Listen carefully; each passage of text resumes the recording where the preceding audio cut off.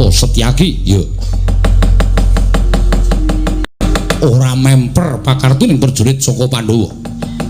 ing atase prajurit ora ngetoni perang mung liwat ana ing Tegal Kurukasetra wae diopyak diampyak sak penake dhewe wekasanake prajurit saka Ngastina ingkang padha tatu arang ranjang rasa kokan gunung tanpa guna kene papane wong perang sapa sing ketok dianggep mungsuh Babarawa cetha kowe ingkang perintah karo prajurit mau dasar Pranyata tak silak ana tanpa guna Gong Swatama Gong anake dene mati apa ya ayo mbuh pengen weruh Swatama mati ya arep apa to sapa-sapa arep tok weruh iso mati iki aku pengen weruh critane kok ora ngerti kudrate dhewe-dhewe kok ayun-ayunan rondo sencaki wis tantang-tantangan kaya aja omong wae gek perang apike ade omong wae engko bek ra sida perang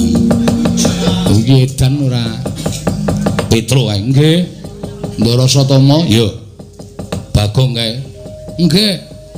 ngersake andong napa ndasmu kowe Kusane